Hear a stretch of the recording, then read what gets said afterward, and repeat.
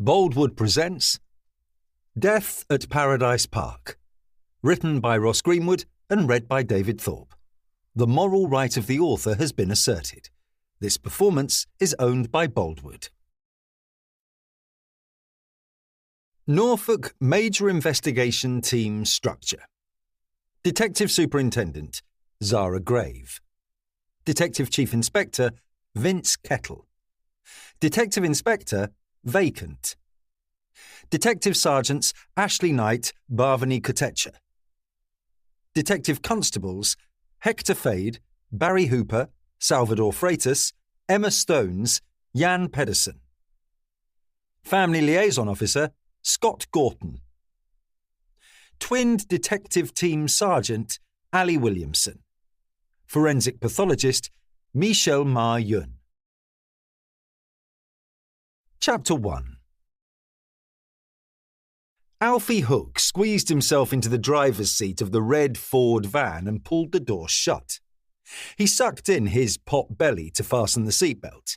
When he could hold his breath no longer, he puffed out, which left his stomach resting on the steering wheel. Alfie smiled as he checked his mirrors.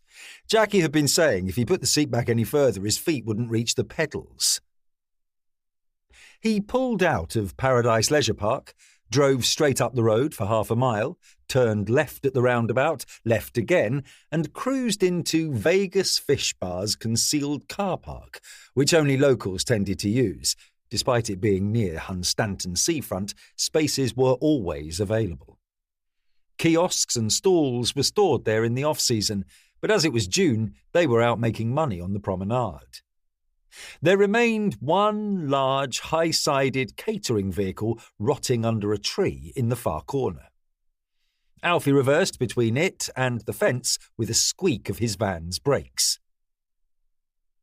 The sea breeze blew frying smells through the cab's open windows, and his mouth watered. He didn't bother to wind the windows up or lock the door because he'd be back in 5 minutes. It would air the cab of him, too.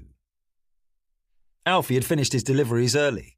There was a moment when he considered going home and having the salad Jackie said she'd make for him when he returned at 10.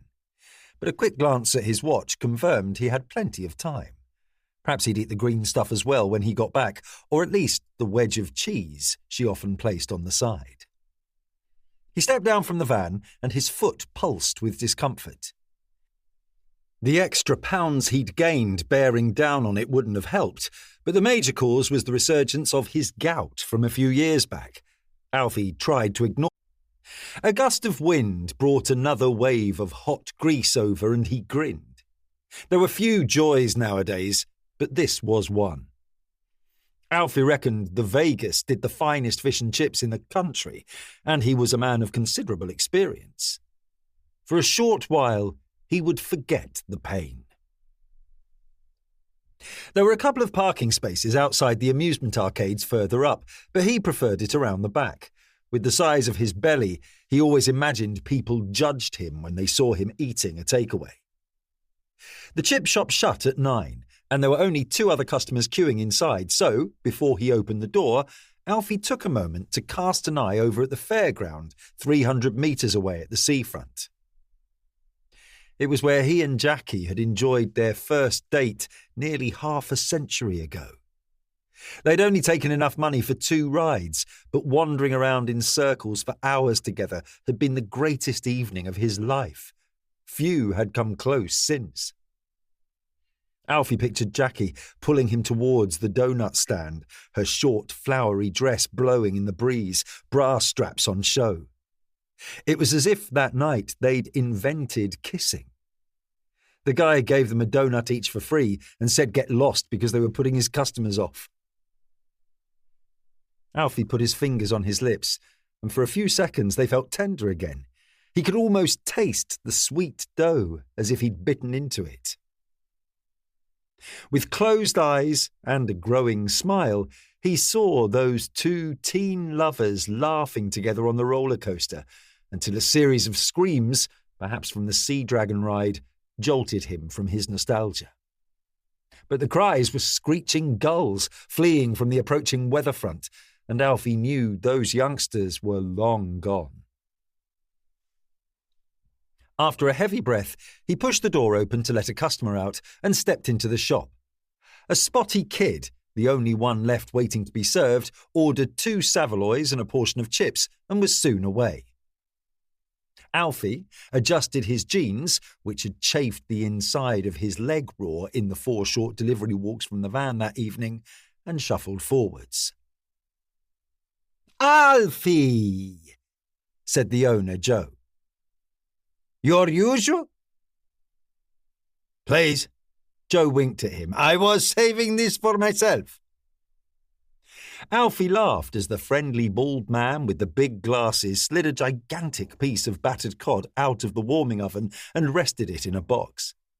Grease glistened under the shop's bright lights. If gurgles were trains, Alfie had a fleet of intercities thundering through his stomach. But apparently next week was supposed to be Mediterranean. Alfie wasn't taking much notice. He was quietly focused on preventing his jaw from opening for that heavenly first bite. "Hotter than Rome!" shouted Joe, with a huge smile and an Italian accent. "So have you gone home for your holidays?" replied Alfie, despite having heard Joe came from Madeira. "Too right," said Joe, with a laugh. Alfie paid and wandered back to his van. Even though it was a fresh night, his thighs were hot and his armpits damp. He knew his health was getting to be a real problem. His GP told him at his last checkup that if his blood pressure had been 1 point higher, she'd have immediately rung for an ambulance. That was unwelcome news, but it was the gout in both big toes that affected his standard of health and happiness. The agony was indescribable, and with him always. The doctor had asked him to score it out of 10, but it was off the chart. In the winter, he'd been worried about getting frostbite down there.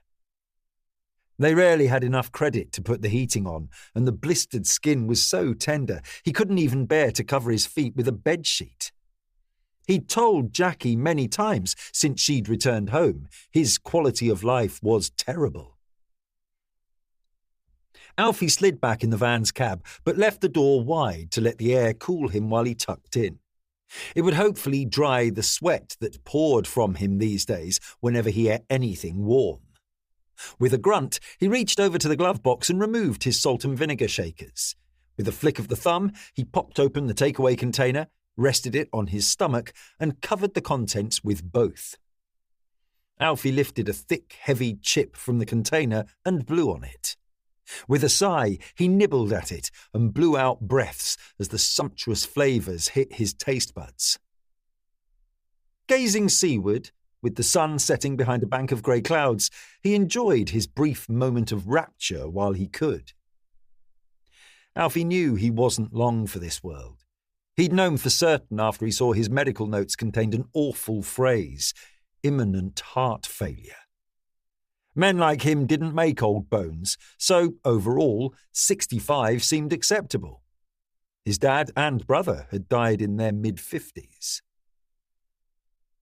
If there was an afterlife and pearly gates, Alfie considered he had an outside chance of sneaking through them. He'd raised his grandsons and kept them and himself out of jail, which was more than his wife could say to either. There'd even been a few women when Jackie first went away, but he hadn't strayed too far from the righteous path. Chuckling to himself, Alfie struggled to remember when he last visited a church. Cousin Margot's wedding, probably around the millennium. Perhaps he'd better put in another appearance, slip a few quid in the collection tray, like a backhander ahead of Judgment Day. He reached into the glove box again and pulled out a set of metal cutlery. There was no point paying for quality fish and chips, which weren't cheap nowadays, then poking them to death with a small wooden fork. Alfie's mind strayed to his wife. Jackie was back, and boy had he missed her, but she was much changed. She hadn't been an amiable woman at the best of times, but she'd come out of prison hardened, yet strangely lacking in confidence. Hopefully she would calm down. Sometimes